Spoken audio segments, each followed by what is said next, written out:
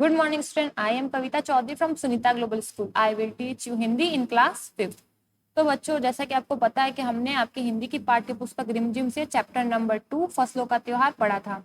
यानी इस चैप्टर की जो है हमने रीडिंग तो पूरी कर ली थी, और जो ये चैप्टर था फसलों का त्योहार, तो फसलों का त्योहार क्या है? ये त्योहार है मकर संक्रांति का, जिसे जब ये ऐसा त्योहार है जब फसलों का जो है नई फसलें उग आती है, लोग फसलों की पूजा करते हैं और जो फसलें होती है वो कटकर लोगों के घर में पहुंच जाती हैं।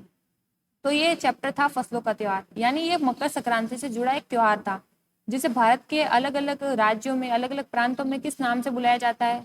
जो लेखिका थी वो इसे खिचड़ी के नाम से बुलाती थी, हमने पढ़ा था। अब आज की क्लास में हम पढ़ेंगे, यानी हम इस चैप्टर के क्वेश्चन आंसर के बारे में आज डिस्कस करेंगे, इस चैप्टर के बारे में चर्चा करेंगे। तो आज की क्लास को हम स्टार्ट करते हैं और सबसे पहले हम क्वेश्चन आंसर करेंगे।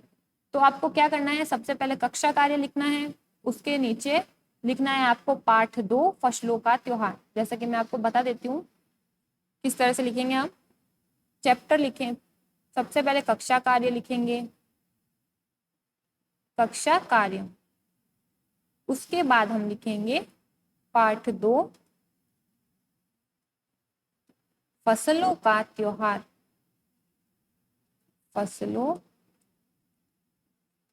का त्योहार, फसलों का त्योहार। ठीक है। अब उसके बाद सबसे पहले हेडिंग लगाएंगे मौसम का अंदाज, लिखेंगे मौसम का अंदाज, जिसमें हमसे 3 प्रश्न पूछे गए हैं। अब पहला प्रश्न क्या है देख लेते हैं। पहला प्रश्न हमसे पूछा गया है कि खिचड़ी में ऐसन जाड़ा हम पहले कबो ना देखनी, यहाँ तुम खिचड़ी से क्या मतलब निकाल रही हो। तो प्रश्न हमसे पूछा गया है कि जो लेखिका के पिता होते हैं वो कहते हैं कि खिचड़ी में ऐसा जाड़ा तो हम पहले कबू ना देखनी, यानी कि मकर संक्रांति पर ऐसा इतनी ठंड जो है मैंने पहले कभी नहीं देखी। अब हमसे प्रश्न किया गया है कि यहाँ तुम खिचड़ी के से क्या मतलब निकाले हो, कि यहाँ पर खिचड़ी का क्या अर्थ है। तो हम इसका उत्तर लिखेंगे। तो देखिए प्रश्न 1 लिखा हुआ है खिचड़ी में ऐसा जाड़ा हम पहले कबू ना देखनी, यहाँ तुम खिचड़ी से क्या मतलब निकाल रही हो। तो हम उत्तर लिखेंगे यहाँ खिचड़ी एक त्योहार का नाम है जो जनवरी माह में आता है, जैसे मकर संक्रांति, पोंगल और लोहड़ी। मकर संक्रांति यहाँ पर कहा जाता है, पोंगल कहा जाता है तमिलनाडु में, और लोहड़ी कहा जाता है पंजाब में।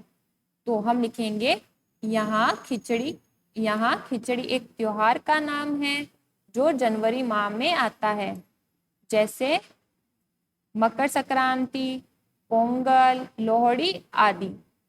तो ये हमारा प्रश्न पूछा गया था, जिसमें जो लेखिका होती है उनके पिता के एक वाक्य दे रखा था कि खिचड़ी में ऐसा जाड़ा हम पहले कबो ना देखनी, यहाँ तुम खिचड़ी से क्या मतलब निकाल रही हो। यानी हमसे पूछा गया था कि खिचड़ी का यह अर्थ क्या है।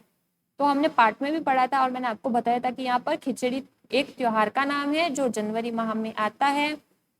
हमने पढ़ा था जनवरी के मध्य में, यानी 14 जनवरी या 15 जनवरी के लगभग पास में, जो जनवरी माह में आता है, जैसे कि मकर संक्रांति, पोंगल और लोहड़ी।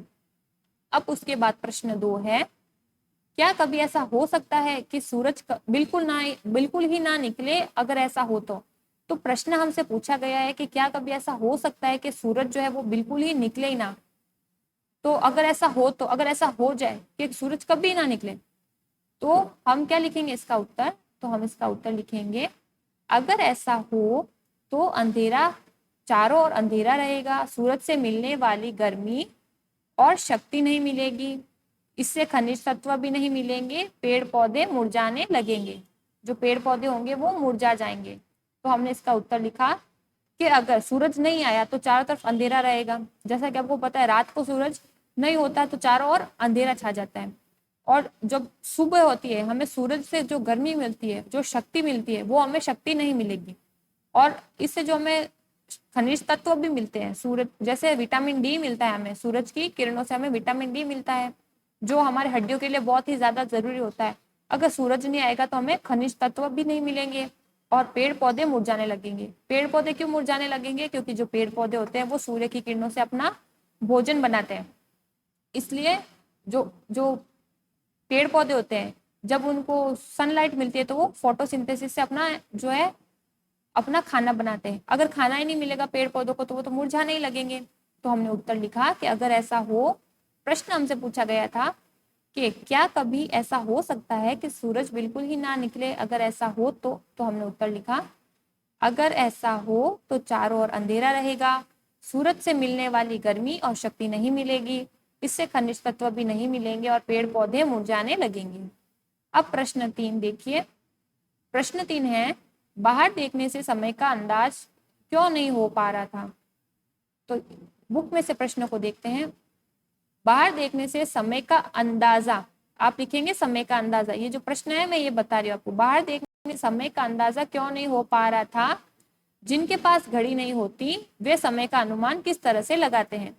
तो प्रश्न हमसे पूछा गया है कि जब जो लेखिका कह रही थी कि खिचड़ी में इतनी ठंड पड़ रही थी कि 10 दिनों से सूरज नहीं आया था और बाहर देखने से तो समय का अंदाजा नहीं हो पा रहा था। तो प्रश्न यहाँ से पूछा गया है कि बाहर देखने से समय का अंदाजा क्यों नहीं हो पा रहा था, और जिनके पास घड़ी नहीं होती है वे समय का अनुमान, यानी उन्हें समय का पता किस तरह से चलता है वो हमें बताना है।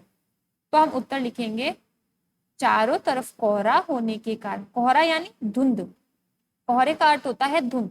तो हम उत्तर लिखेंगे, चारों तरफ कोहरा होने के कारण समय का अंदाजा नहीं हो पा रहा था। सर्दियों में कोहरे के कारण सूरज जो होता है वो दिखाई नहीं देता। लोग सूर्य की स्थिति से समय का अंदाजा लगाते हैं। जिनके पास घड़ी नहीं होती वे समय का अनुमान सूरज की चढ़ती यानी सूरज का चढ़ना, फिर बढ़ती यानी जब सूरज बढ़ता है दोपहर के समय, जब सूरज बढ़ जाता है एकदम सर पर आकर खड़ा होता है, कई लोग कहते हैं ना कि सूरज सर पर आकर खड़ा हो गया है, यानी कि 12 से लेकर 1 बज गया है, और उतरती यानी शाम को सूरज आता है फिर एकदम पृथ्वी के सेंटर में हो जाता है, उसके बाद फिर से उतरने लगता है यानी अस्त होने लगता है, तो उसकी स्थिति से लगाते हैं। और रात का समय का अंदाजा भी पहर के अनुसार करते हैं। तो हमने लिखा, तो रात की स्थिति का अंदाजा तो वो चांद को देखकर कर सकते हैं या पहर के अनुसार। तो हम उत्तर लिखेंगे कि चारों तरफ कोहरा होने के कारण समय का अंदाजा नहीं हो पा रहा था। सर्दियों में कोहरे के कारण सूरज दिखाई नहीं देता, तो जब कोहरा हो जाता है, जब धुंध हो जाती है, तब तो हमें सूरज जो है वो दिखना बंद हो जाता है। लोग सूर्य की स्थिति से समय का अंदाजा लगाते हैं। तो सूर्य की स्थिति यानी बढ़ती, चढ़ती और उतरती। जिसके पास घड़ी नहीं होती है वे समय का अनुमान सूरज की चढ़ती, बढ़ती और उतरती स्थिति से लगाते हैं। रात के समय का अंदाजा भी पहर के अनुसार करते हैं। तो ये था हमारा प्रश्न 3।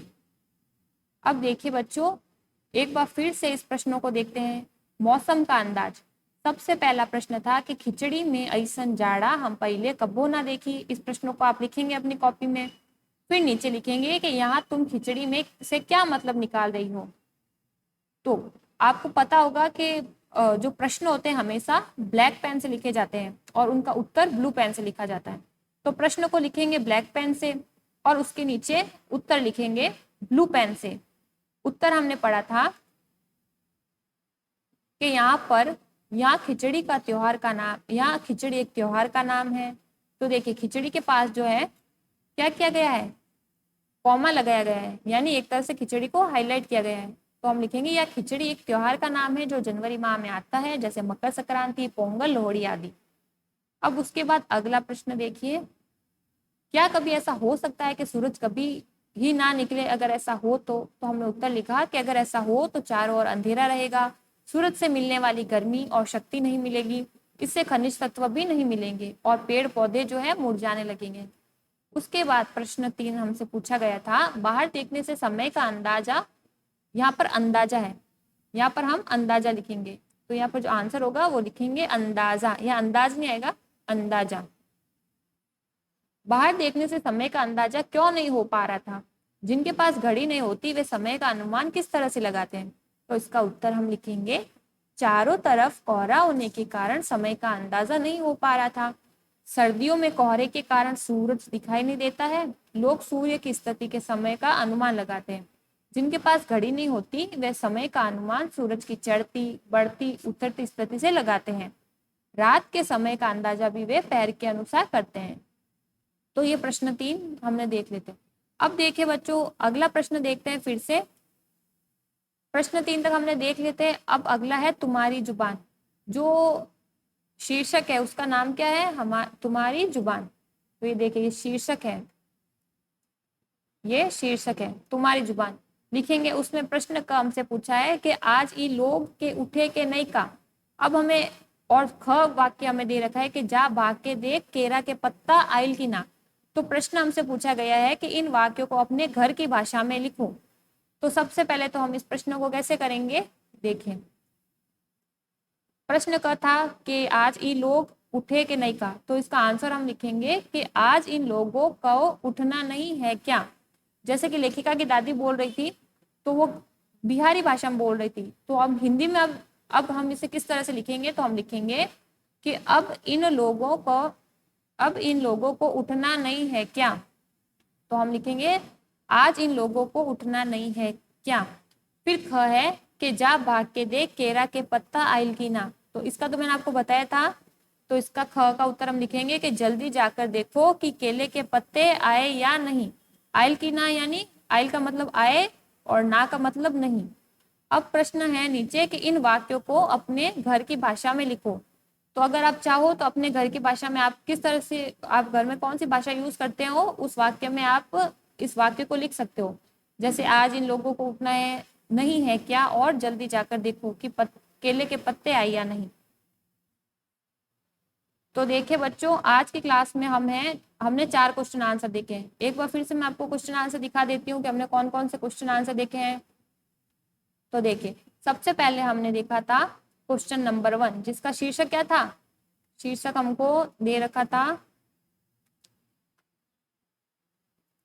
शीर्षक था मौसम का अंदाज। उसके बाद प्रश्न 1 था खिचड़ी में ऐसन जाड़ा हम पहले कबो ना देखनी, यहाँ तुम खिचड़ी से क्या मतलब निकाल रही हो। तो हम इसका उत्तर लिखेंगे कि यहाँ खिचड़ी एक त्योहार का नाम है जो जनवरी माह में आता है, जैसे मकर संक्रांति, पोंगल, लोहड़ी आदि।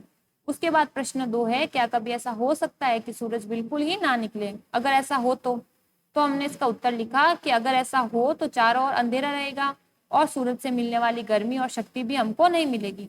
इससे खनिज तत्व भी नहीं मिलेंगे और पेड़ पौधे जो होंगे वो मुरझाने लगेंगे, क्योंकि वो खाना नहीं बना पाएंगे, उनमें फोटोसिंथेसिस की जो क्रिया है वो नहीं होगी, तो वो मुरझाने लगेंगे। और उसके बाद क्वेश्चन 3 हम लिखेंगे, हमने क्वेश्चन 3 पढ़ा था कि बाहर देखने से समय का अंदाजा क्यों नहीं हो पा रहा था, जिनके पास घड़ी नहीं होती वे समय का अनुमान किस तरह से लगाते हैं। तो हमने उत्तर लिखा कि चारों तरफ कोहरा होने के कारण समय का अंदाजा नहीं हो पा रहा था। सर्दियों में कोहरे के कारण सूरज दिखाई नहीं देता, लोग सूर्य की स्थिति से समय का अंदाजा लगाते हैं।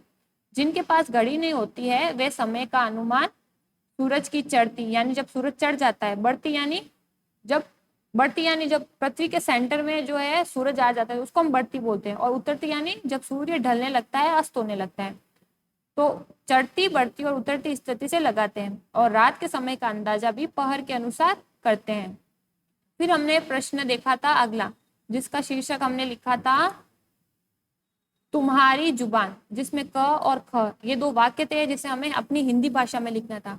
क था कि आज ई लोग के उठे के नहीं कहा, तो हमने इसका उत्तर लिखा कि आज इन लोगों को उठना नहीं है क्या। और ख था कि जा बाके देख केरा के पत्ता आयल की ना, तो हिंदी भाषा में हमने लिखा जल्दी जाकर देखो कि केले के पत्ते आए या नहीं। फिर अगर आप अपने मम्मी पापा की सहायता से अपनी भाषा में भी इसे लिख सकते हो, अगर आप चाहो तो लिख देना, नहीं चाहो तो आप इसको स्किप भी कर सकते हो।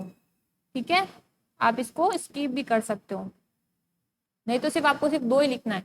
हिंदी भाषा में ही जो बिहारी वाक्य थे उनको सिर्फ अपनी हिंदी भाषा में लिखना है। तो आज की क्लास में बच्चों हम इतना ही करेंगे, अगली क्लास में हम बाकी के क्वेश्चन आंसर के बारे में डिस्कस करेंगे, चर्चा करेंगे। तो उम्मीद करती हूँ आपको जो मैंने क्वेश्चन आंसर समझाए हैं वो आपको समझ आ गए हैं, आपको किस तरह से कॉपी में काम करना है ये भी समझ आ गया होगा। तो आज की क्लास में इतना ही, मिलते हैं अगली क्लास में और बाकी के क्वेश्चन आंसर पर हम चर्चा करेंगे। तब तक के लिए घर पर रहिए, सुरक्षित रहिए, अच्छे से पढ़ते रहिए। धन्यवाद।